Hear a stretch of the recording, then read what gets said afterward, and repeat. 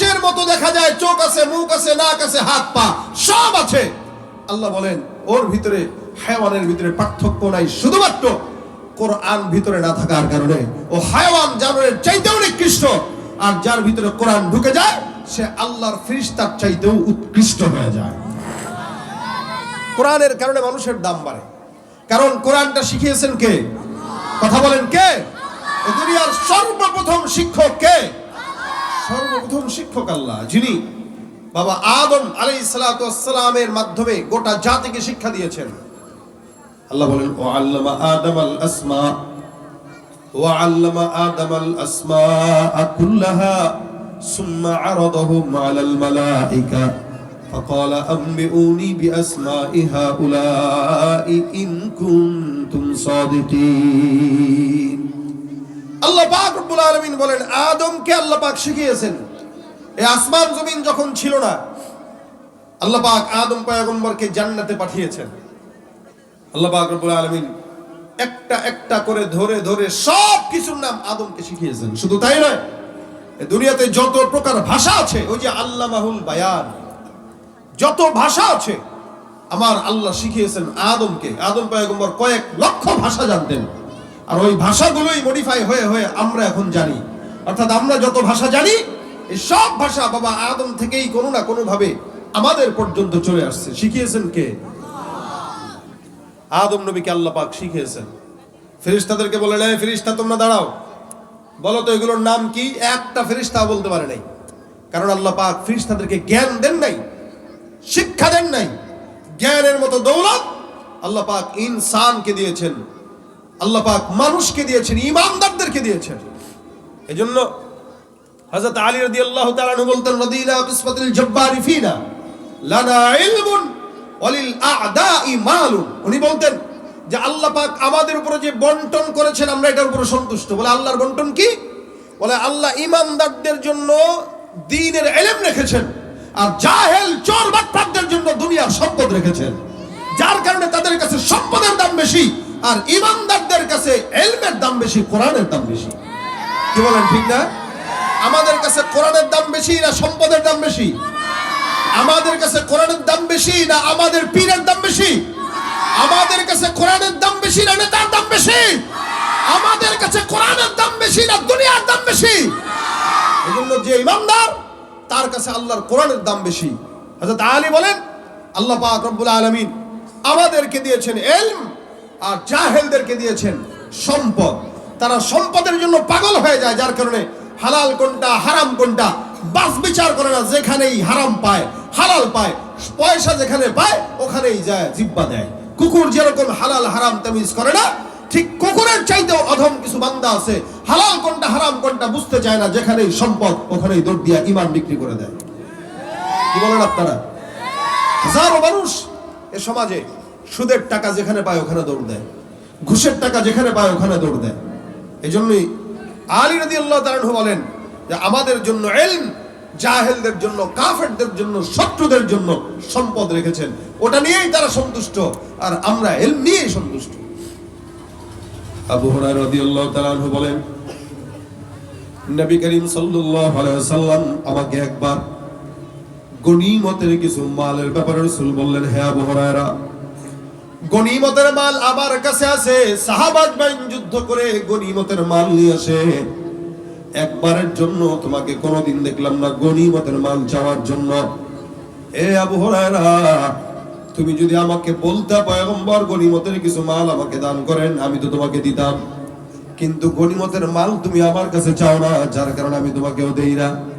তুমি আমার কাছে বলো যেন গনিমতের মাল আমি তোমাকে দেই। আবু হুরায়রা ডাক দিয়া বলেন, ইয়া রাসূলুল্লাহ, গনিমতের মাল আমার কাছে তেমন পছন্দের নয়, আমার কাছে সম্পদের তেমন পছন্দ না, সম্পদ আর মালের পিছনে আমার তেমন লোভ নাই।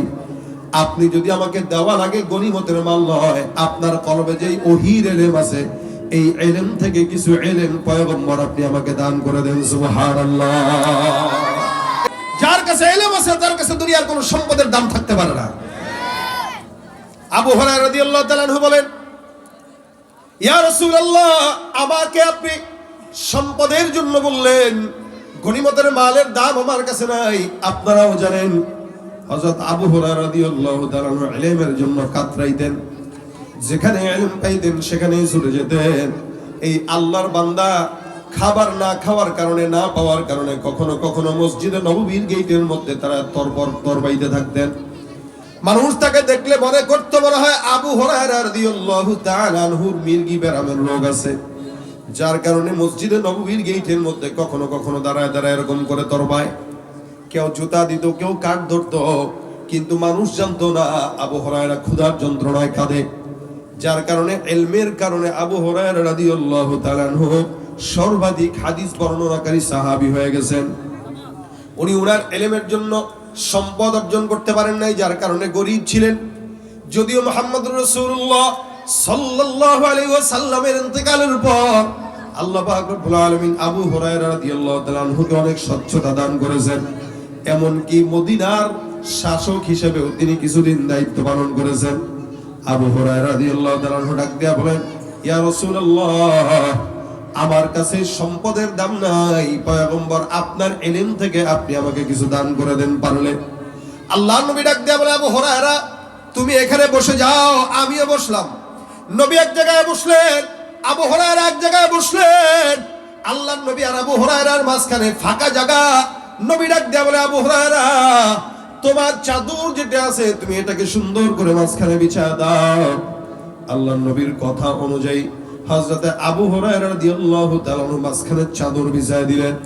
এই চাদরের ব্যাপারে আবু হুরায়রা বলেন, আমার চোখে এখনো ভাসে আমার চাদরের ভিতরে আমার গায়ের উকুন হাঁটাহাঁটি করছিল। আমি ওই চাদরটা আমার পয়গম্বর আর আমার মাঝখানে বিছায় দিলাম। নবী আমার কিছুক্ষণ পর কি যেন পড়লেন, কি যেন বললেন, পরে পরে চাদরের ভিতরে রাখলেন। আল্লাহ নবীর সাহাবী আবু হুরায়রা রাদিয়াল্লাহু তাআলা বর্ণনা করেন, নবী কিছুক্ষণ পর আমাকে ডাক দিয়া বললেন, আবু হুরায়রা এই চাদরটা ভাঁজ করো, ভাঁজ করে সুন্দর করে বুকের মধ্যে জড়ায় ধরো।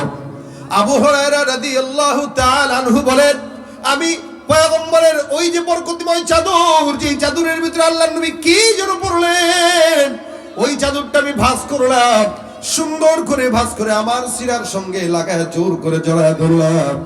আল্লাহর কসম করে বলছি, ওই চাদরের সিনার বরকতে যখন নাকি চাদরটা আমি বুকের মধ্যে জড়ায় ধরলাম, ওই চাদরের বরকতে আল্লাহ পাক রব্বুল আলামিন পয়গম্বরের সিনার থেকে ওহির ইলমটার কিছু ইলম আল্লাহ পাক আমাকেও দান করলেন। আমি যতদিন বেঁচেছি হায়াতের মধ্যে আমার ইলমে আল্লাহ পাক রব্বুল আলামিন বরকত দিয়েছিলেন। নবীর থেকে ইলম আল্লাহর নবীর সাহাবী আবু হুরায়রা নিলেন সিনার থেকে সিনা। আল্লাহ পাক রব্বুল আলামিন বলেন, ওহির ইলমটা এমন একটা দামি ইলম যে ইলমটা আমি আল্লাহ পাক রব্বুল আলামিন জিবরিলের সিনার থেকে পয়গম্বরের সিনায় ঢুকাইলাম। আল্লাহ পাক বলেন, নাযালা বিহির রূহুল আমিন, এটা আমি আল্লাহ পাক জিবরিল ফেরেশতার মাধ্যমে নাযিল করলাম। কোথায় নাযিল করলাম? আলা কলবিক, পয়গম্বর আপনার সিনার মধ্যে আমি আল্লাহ জিবরিলের মাধ্যমে সিনায় কোরআনটা ঢুকাই দিলাম। আমার আল্লাহ পাক জিবরিলের মাধ্যমে রাসূলের সিনার ভিতরে ঢুকাইছেন। রাসূলের সিনার থেকে সাহাবা আজমাইনদের সিনা, সাহাবা আজমাইনদের সিনা থেকে তাবেঈদের সিনা, তাবেঈদের সিনা থেকে তাবেঈদের সিনা, এমন করে আইম্মায়ে মুজতাহিদিনদের সিনাত থেকে আস্তে আস্তে আজ পর্যন্ত ১৫০০ বছর আগের কোরআনটাকে আল্লাহ পাক এই পর্যন্ত টিকিয়ে রেখেছেন। যত নবী রাসূলদেরকে আল্লাহ পাক রব্বুল আলামিন কিতাব দিয়েছেন, মুসা, ঈসা, জাকারিয়া, দাউদ, ইব্রাহিম, ইসমাঈল, সব নবীদেরকে আল্লাহ পাক কিতাবগুলোকে হাতের মধ্যে ধরায় দিলেন। সমস্ত নবীদেরকে আল্লাহ পাক কিতাব দায়িত্ব দিয়া বললেন, এটা তোমার দায়িত্ব, তুমি আমল করবা, উম্মতটা আমল করবে, আমি আল্লাহর দায়িত্ব নয়। কিন্তু আল্লাহ পাক রব্বুল আলামিন যখন পয়গম্বরকে কিতাব দিলেন, আল্লাহ পাক দায়িত্ব আমার নবীর হাতে তুলে দেন নাই। আল্লাহ বলেন, ইন্না নাহনু নাযালনা যিকরা ওয়া ইন্না লাহু লাহাফিজুন, এই কিতাবটা আমি আল্লাহ পাক দান করলাম, এটার দায়িত্ব আমার হাতে রেখে দিলাম। কিয়ামত পর্যন্ত সব বেঈমানের বাচ্চারা এই কোরআনের মোকাবেলায় যদি যায়, আল্লাহর কসম করে বলছি, একটা নোক্তাকেও কোরআনের শুরু থেকে উপর থেকে সব বেঈমানরা একসঙ্গে হলেও নিচে নামানোর যোগ্যতা কারণই, ঠিক কিনা? কোরআনের যেই আল্লাহ পাকের চ্যালেঞ্জ, যালিকাল কিতাবু লা রাইবা ফি, এটা কিয়ামত পর্যন্ত আল্লাহ দিয়ে দিয়েছেন। ইন কুনতুম ফি রাইব, যদি সন্দেহ হয়েও থাকে নিয়ে আসো, বাপ দাদা 14 গোষ্ঠীদেরকে ডাক দাও। আল্লাহ পাকের চ্যালেঞ্জ মোকাবেলায় কেউ পেরেছে? পারবে? কথা কয় না। আপনাদের সন্দেহ আছে? হ্যাঁ আছে আছে আছে। যারা বলেন সন্দেহ আছে, কিয়ামত পর্যন্ত কারো সম্ভাবনা আছে? আল্লাহ চ্যালেঞ্জ মোকাবেলার দুঃসাহস কেউ করে নাই, করতেও পারবে না। এটাই হলো কোরআন, যেটা আল্লাহ পাক রাসূলের সিনায় ঢুকাইছেন। নবীর সিনা থেকে সাহাবীদের সিনা, সাহাবীদের থেকে তাবিঈদের সিনা, তাবিঈ থেকে তবে তাবিঈর সিনা, কিয়ামত পর্যন্ত সিনা থেকে সিনায় ইলম ঢুকে যায়। বাংলা তরজমা আর বুখারী পড়লে জ্ঞান পাওয়া যায়, কিন্তু সিনায় ইলম ঢুকা ওলামা একরামদের মজমায় বসে সহবতে বসে তারপরে নেওয়া লাগে। এটা আলেমদের কাছে ক্লাস করা লাগে। সিনাত থেকে সিনার ইলম এমনি ঢুকে, নিজে নিজে মাতবরি করে পড়লে ঢুকে না। এটা দামি জিনিস। আল্লাহ পাক রব্বুল আলামিন এটাকে দুনিয়ার সবচেয়ে শ্রেষ্ঠ কিতাব দিয়েছেন। দুনিয়ার সব শিক্ষা যতগুলো আছে, এই সকল শিক্ষাকে আল্লাহ পাক রব্বুল আলামিন ফরজ বলেন নাই। নবী করিম সাল্লাল্লাহু আলাইহি ওয়াসাল্লাম বলেন, তলাবুল ইলমি ফারিদাতুন আলা কুল্লি মুসলিম। মনে রাখবেন, ডাক্তার হওয়া জরুরি, ইঞ্জিনিয়ার হওয়া জরুরি, ব্যবসার শিক্ষা অর্জন করা জরুরি, অন্যান্য দুনিয়ার যত জ্ঞান আছে এগুলো অর্জন করা জরুরি, লেকিন আল্লাহর কোরআনের শিক্ষা অর্জন করা জরুরি বিষয় নয়। জরুরি এক বিষয়, আল্লাহ পাকের কোরআনটা আরেক বিষয়। আমি যে কোট পরে আসলাম এটা জরুরি, পড়ছি ভালো লাগতেছে, না পড়লে সমস্যাও ছিল না। অনেক মানুষ ঘড়ি পরে, পড়া জরুরি, পড়লে ভালো, না পড়লে সমস্যা নাই। অনেকে ডাক্তার হয়, ডাক্তার হলে ভালো, না হলে সমস্যা নাই। অনেকে ইঞ্জিনিয়ার হয়, ইঞ্জিনিয়ার হইলে ভালো, না হইলে সমস্যা নাই। জরুরি বিষয় হইলে ভালো, না হইলেও চলে। কিন্তু আল্লাহর কোরআন এটা জরুরি নয়, এটা হলো ফরজ, যেটা হওয়াই লাগে, না হইলে চলে না। একমত না দ্বিমত আছেন? এই কারণে নবী বলেন, তলাবুল ইলমি ফারিদাতুন আলা কুল্লি মুসলিম।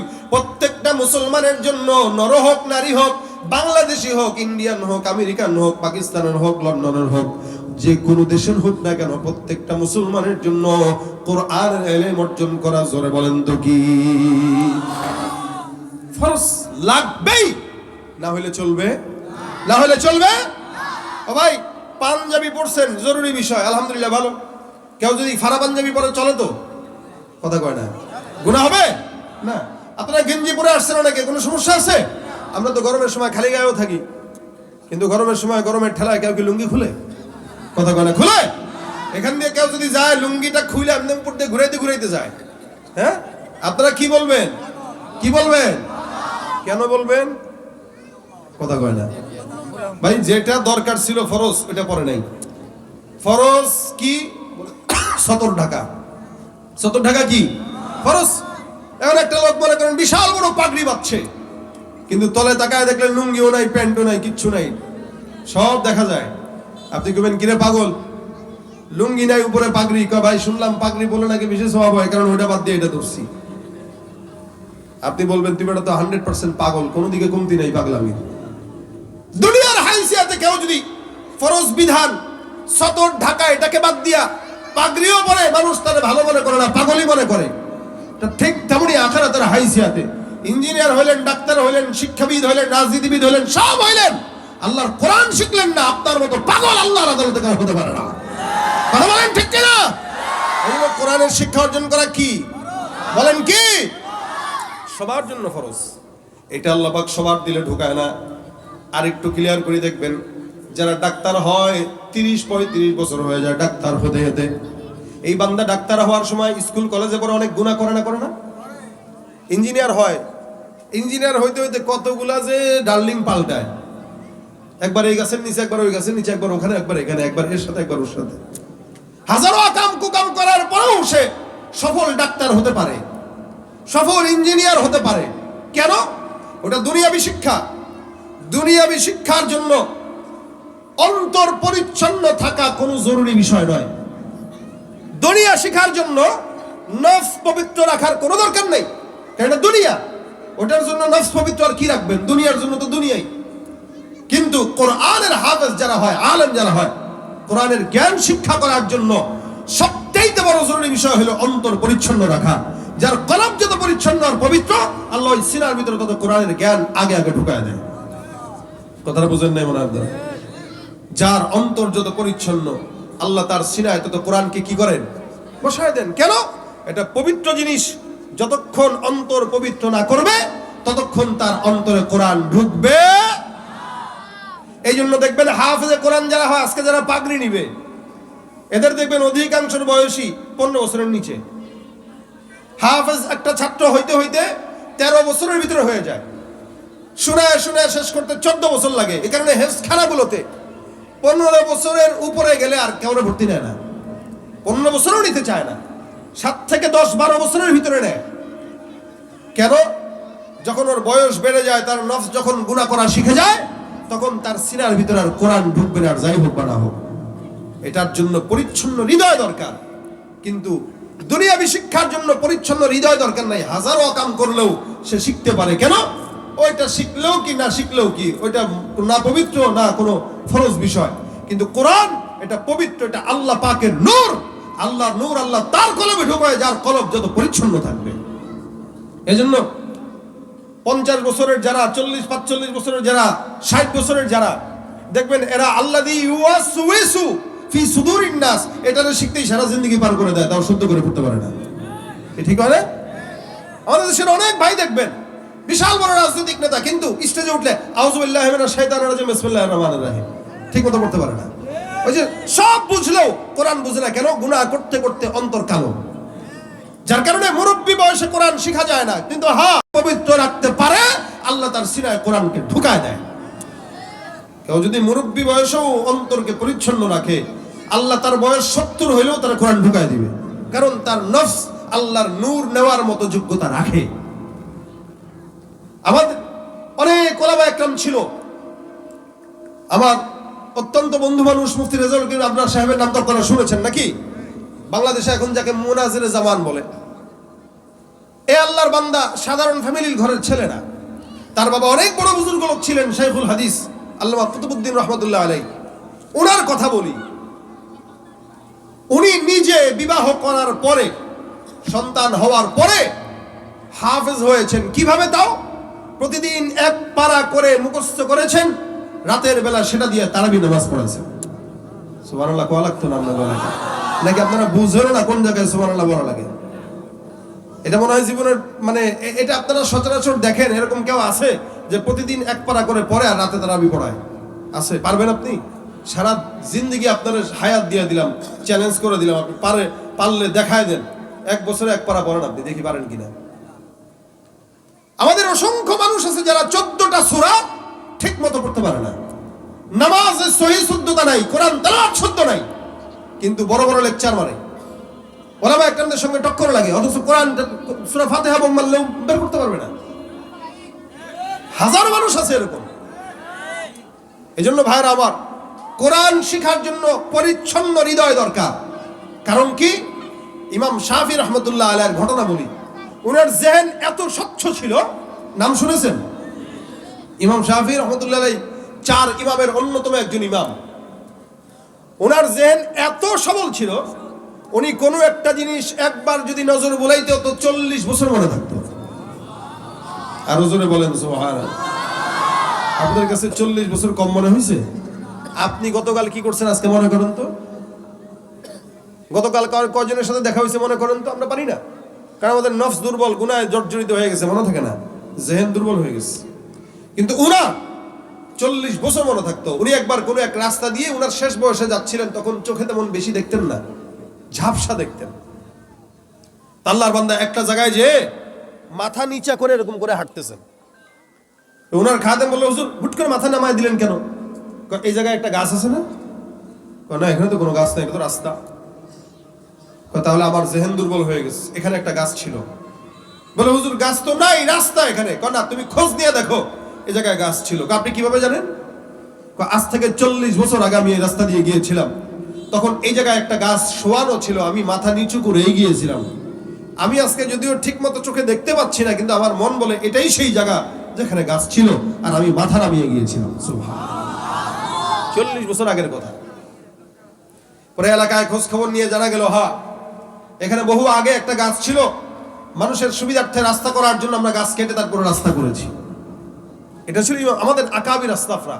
তাদের নফসে গুনাহ ছিল না, তারা গুনাহ কি বুঝতেনই না, এবং মানুষের সঙ্গে কথা বলতেন, গনে গনে কথা বলতেন, প্রতিদিন 2টা-3টা বাক্য কথা বলতেন। আর আমরা প্রতিদিন হাজার হাজার বাক্য বলি, যেগুলো অন্যায়, অবিচার, গুনাহের কথা। আমাদের কেমনে জেন দুর্বল থাকবে, সবল থাকবে বলেন? ইমাম শাফি রহমতুল্লাহ আলাই একবার রাস্তা দিয়ে যৌবন বয়সে যাচ্ছিলেন, তো একটা বেগানা নারীর পায়ের দিকে ওনার নিজের অজান্তে নজর চলে গেছে। তো সেদিনের পর থেকে উনি অনুভব করলেন যে আগে যেটা চোখ বুলাইলেই মনে থাকতো, এখন সেটা চোখ বুলাইলে মনে থাকে না, পড়া লাগে, যে পড়তে গেলে সময় কোথায়। ওনার এক জীবনীতে আমি এটাও পড়েছি যে উনি মাসে বড় ইস্তেঞ্জার হাজত ছাড়তেন একবার কিংবা দুইবার। বড় ইস্তেঞ্জা মানে বাথরুমের হাজত একবার কিংবা দুইবার ছাড়তেন, তার মানে বুঝেন খানা কত কম খাইতেন। তো শেষ বয়সে বা মধ্য বয়সে যে এটা বেড়ে ৩-৪ বার যখন হয়, তখন ওনার মা ওনাকে বলতো যে আল্লাহ কি আমার এমন ছেলে জন্ম দেওয়াইছে যে খালি খাবে আর হাগার জন্য দুনিয়াতে আসছে। সুবহানাল্লাহ। মা কেমন আর সন্তান কেমন দেখেন। সারাদিন যদি তুমি বাথরুমে যাও, পড়বা কখন? ইমাম মুহাম্মদ রহমতুল্লাহ আলাই, উনিও অন্যতম ইমাম, মুওয়াত্তা ইমাম মুহাম্মদ, হাদিসের গ্রন্থ। ওনার জীবনীতে আসছে উনি সারা রাত জেগে কিতাব পড়তেন, লিখতেন, সকালবেলা কাজীগিরি করতেন, দিনে 1 ঘন্টা কিংবা 2 ঘন্টা মাত্র ঘুমাইতেন। ওনাকে একবার ওনার কিছু খাদেমরা প্রশ্ন করলো যে হযরত, সারা রাত আপনি ঘুমান কি কারণে, সজাগ থাকেন কি কারণে? তো উনি জবাব দিয়ে দিয়েছিলেন, কাইফা আনাম ওয়াকাদ নাবাত উয়ুনুল মুসলিমিনা তাওয়াক্কুলান আলাইনা। আরে আমি ইমাম মুহাম্মদ কেমনে ঘুমাই, অথচ এই অঞ্চলের সমস্ত মানুষ আমার উপরে ভরসা করে ঘুমাচ্ছে। বলে কেমন? বলে সকালবেলা হলেই ফতোয়া নিয়ে আসবে, হুজুর এই প্রশ্নের জবাব দেন, ওই প্রশ্নের জবাব দেন। তাদের প্রশ্নের জবাব তালাশ করার জন্য সারা রাত আমাকে জেগে থাকতে হয়। আমি যদি ঘুমাই তো তাদের প্রশ্নের জবাব দিবে কে? জাতির জন্য আমার জেগে থাকতে হয়। এটা ছিলেন আমাদের আকাবির আসলাফগণ। ইলমের প্রতি তাদের অন্তরের হাল ছিলই। ইমাম শাফিঈ বেগানা নারীর দিকে অল্প নজর যেছে, যার কারণে ওনার জেহেন মনে হয় দুর্বল হয়ে গেছে, এরকম ভাব। উনি ওনার ওস্তাদের কাছে যে ডাক দিয়া বলেন, হুজুর আমার হাল হচ্ছে এরকম, এতদিন পর্যন্ত জেহেন জাকাত কেমন যেন মনে হয় সবল ছিল, এখন কেমন দুর্বল দুর্বল মনে হয়। এমন কোন নসিহত করেন যে নসিহতের কারণে আল্লাহ পাক আমার জেহেন জাকাতকে বাড়ায় দিবে, বৃদ্ধি করে দিবে।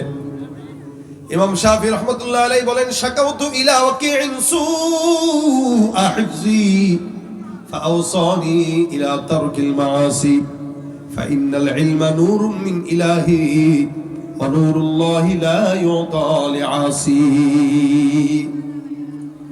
ইমাম শাফি রহমতুল্লাহ আলাইহি বলেন, আমি আমার উস্তাদের কাছে শিকায়াত করলাম, আমার উস্তাদ আমার জেহেন জাকাতের দুর্বলতার ব্যাপারে আপনার কাছে অভিযোগ করলাম, আপনি আমাকে নসিহত করে দেন কি জিনিস করলে আল্লাহ পাক জেহেন জাকাত বৃদ্ধি করে দিবেন। ওনার উস্তাদ হযরত ওয়াকি রহমাতুল্লাহ আলাইহি ডাক দিয়া বলেন, শোনো, ফাআওসানি ইলা তারকিল মাআসি, আমার উস্তাদ আমাকে সর্বপ্রথম যে কথাটা বললেন সেটাই হলো তুমি নিজেকে গুনাহ থেকে হেফাজত করো, অন্তরকে গুনাহ থেকে বাঁচাও।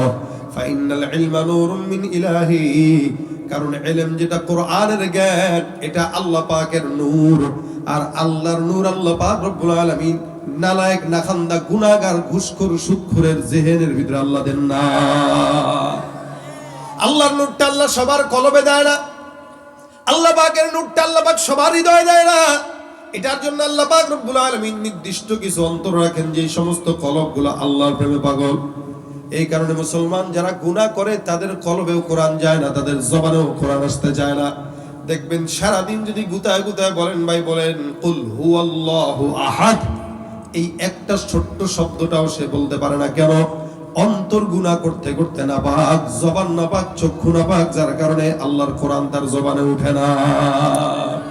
আর দুনিয়ার সব পাইলেন কিন্তু কোরআন পাইলেন না। আপনার মতো ফকির মিসকিন কেউ হতে পারে? কেউ হতে পারে না। কোরআন যারা শিখে তাদের দাম আল্লাহ পাক কত বানায় দেয়।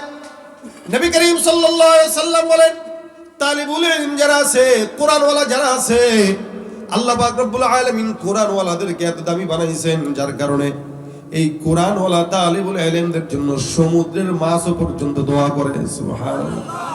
সমুদ্রে যে মাছগুলো দেখেন, নদীতে যে মাছগুলো দেখেন, আল্লাহ নবী বলেন এই সকল মাছগুলো তালিবুল ইলমদের জন্য দোয়া করে।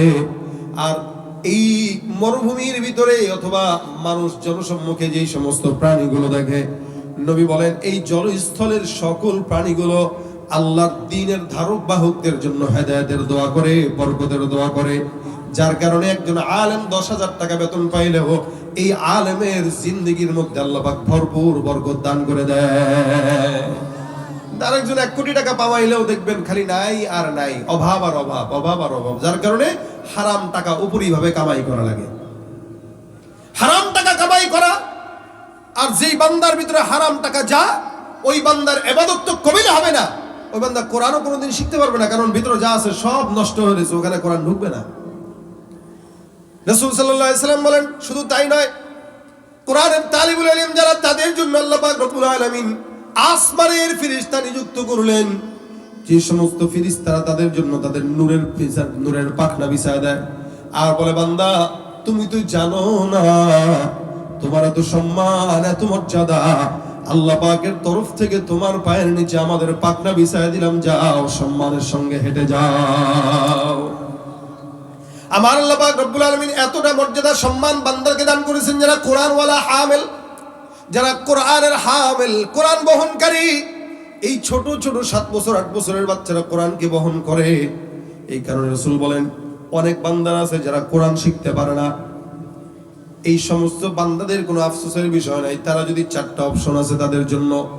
আল্লাহ রাসূল সাল্লাল্লাহু আলাইহি সাল্লামের তরফ থেকে 4টা অপশন নবী দিলেন। 1 নাম্বার রাসূল সাল্লাল্লাহু আলাইহি সাল্লাম বলেন, কুন আলিমান। 2 নাম্বার নবী বলেন, আও মুতাআল্লিমান। 3 নাম্বার নবী বলেন, আও মুস্তামিআন। 4 নাম্বার নবী বলেন, আও মুহিব্বান। আল্লাহ পাক রব্বুল আলামিনের হাবিব বলেন, যারা আলেম হইতে পারে নাই তাদের জন্য অপশন কয়টা? বলেন কয়টা? 4টা। 1 নাম্বার, তুমি আলেম হও, আল্লাহর নবী বলেন হয়তো আলেম হও। যেহেতু আলেম হইতে পারেন নাই, সন্তানকে আলেম বানাও, রাসূল বলেন হয়তো আলেম বানাও। এই আলেম বানানোর মাকসাদ হলো হয়তো সন্তানকেও বানাইতে পারবে। মাকসাদ হলো নিজে আলেম না হলেও সন্তানকে বানাবে, তার নাতিপুতিকে বানাবে, ভাতিজাকে বানাবে, অথবা মাদ্রাসায় কোরআনের শিক্ষা দিবে। রাসূল বলেন, খায়রুকুম মান তাআল্লামাল কুরআন ওয়া আল্লামা। তোমাদের মধ্যে সর্বোত্তম ওই ব্যক্তি যে কোরআন শিক্ষা করে এবং অপরকে শিক্ষা দেয়। এরা সবচেয়ে দামি, সে মক্তবের ওস্তাদ হোক, হেফজখানার ওস্তাদ হোক, আসমানের নিচে জমিনের উপরে সবচেয়ে দামি হলো তারা, যার ভিতরে কোরআন আছে, শিখায় এবং শিখায়। দুনিয়াতে আপনি এমপি হইতে পারেন, মন্ত্রী হইতে পারেন, রাজনৈতিক নেতা হইতে পারেন, আপনার সম্মান দুনিয়াতে বেশি হইতে পারে, আল্লাহর কাছে বেশি না। আল্লাহর কাছে 10,000 টাকার ওই শিক্ষকের দাম বেশি যে 24 ঘন্টা কোরআনের পিছনে সময় দেয়। কথা কয় না? বিশ্বাস হয় না এটা? না মানতে পারতেছি না। কি বলেন, সমাজে আমার কি সম্মান? ওরে আল্লাহ, আমি বেরোলে 10 জন আশেপাশে চতুর্দিক থেকে প্রোটোকল দেয়, ঘোড়ার ডিম দেয়। এটা দুনিয়াতে থাকবে ইনশাআল্লাহ। যারা উলামা একরাম, এদেরকে আল্লাহ আখিরাতে প্রোটোকল দিয়ে জান্নাতে নিয়ে যাবে ইনশাআল্লাহ। শুধু তাই নয়, আল্লাহ পাক বলবেন, ইকরা ওয়ারতাকি ওয়ারাত্তিল কামা কুনতা তুরাত্তিলু ফিদ দুনিয়া। কোন রাজনৈতিক নেতা, কোন ব্যবসায়ী, কোন শিল্পপতির ব্যাপারে হাদিস নাই। আল্লাহ পাক রব্বুল আলামিনের হাবিব যারা হাফেজে কোরআন আজকে এখানে পাগড়ি নিবে, এটা তো নমুনা। কিয়ামতের ময়দানে সমস্ত প্রত্যেকটা হাফেজের বাবা, আজকে যাদের বাচ্চারা পাগড়ি নিবে, পিতারা আছেন এখানে? আছেন? কে কে আছেন নাকি যে আপনার সন্তান এখানে পাগড়ি নিবে? কেউ আছেন এখানে? নাই। এরা মনে হয় এলাকার না, অন্য জায়গার। রাসূল সাল্লাল্লাহু আলাইহি ওয়াসাল্লাম বলেন, তাদের সন্তানরা যারা হাফেজ হবে, তাদের বাবাদেরকে আল্লাহ পাক, মা আর বাবাকে এমন নূরের টুপি পরায় দিবে যেটা সূর্যের চাইতেও অনেক কোটি গুণে দ্বিগুণ বেশি উজ্জ্বল হয়ে যাবে। মানুষ দেখলে বুঝবে যে এই লোক সে যে তার সন্তানকে হাফেজ বানাইছে। এখানে কেউ কে আছেন, কেউ যার সন্তান হাফেজ আছেন? কেউ কে কে আছেন? হাত তুলেন। যাদের সন্তান হাফেজ হাত তুলেন। 1 2 3 4 5 6 7 7 জন, 8 জন। নামান, হাত নামান। কতগুলো মানুষের ভিতরে মাত্র 8 জনের ছেলে হাফেজ। এমন কে আছেন যাদের হাফেজ না, কিন্তু আমার ছেলে মাদ্রাসায় পড়ে? আছেন কে এরকম? 1 জন 2 জন 3 জন। এই তোমার ছেলে মাদ্রাসায় পড়ে মানে? ও নিজে মাদ্রাসায় পড়ে তো ওইটা বুঝছে আর কি। যাক, নামান। এই 8-10 জন হবেন। 8-10 জন মাত্র আপনারা সন্তানদেরকে মাদ্রাসায় পড়াইছেন। বাকিদেরকে আমি একটা প্রশ্ন রেখে গেলাম, আপনি একটু আজকে ভাববেন যে আপনার মরার পর আপনি কারা রেখে গেছেন যে আপনার জন্য দোয়া করবে, আপনি খুঁজে পাবেন না। তার মানে আপনার লাশ এমনিই থাকবে, আপনার জন্য কেউ দোয়া করবে না? এটা আপনার জিন্দেগি। এই জিন্দেগির কোনো মানে হয়? ওই লোকের মতো আর কে এরকম দুনিয়াতে ফকির হইতে পারে? রাসূল বলেন, যার একটা নেককার সন্তান রেখে যেতে পারলো না, ও তো মিসকিন, ও তো ফকির, কারণ ওর সন্তান তো ওর জন্য দোয়া করবে না। এই জন্য 4টা অপশন নবী দিয়েছেন। 1 নম্বর, কোন আলিমান, তো আলেম হও, আলেম হইতে পারো নাই, আও মুতাআল্লিমান, শিক্ষক হয়ে যাও, শিক্ষা দাও, আও মুস্তামিআন, ওটাও পারো নাই, তা আলেমদের কথা বসে শ্রবণ করো, এটাও পারো নাই, আও মুহিব্বান, আলেমদেরকে মহব্বত করো। খবরদার 5 নম্বর আলেম বিদ্বেষী হয়েও না। যদি আলেম বিদ্বেষী হও তাহলে হাসর হবে আবু জাহেল আর উতবার সাথে। শিক্ষিত জনে কর। বর্তমান সময়েও যারা আলেম বিদ্বেষী, আমার তো মন বলে কোনো না কোনো ভাবে তাদের বাপদাদা 14 গোষ্ঠীর কেউ না কেউ আবু জাহেলের টালতো ভাই অথবা বিয়াই ছিল। কথা ঠিক কিনা জনে কর? আলেম বিদ্বেষী হব না মহব্বত করব?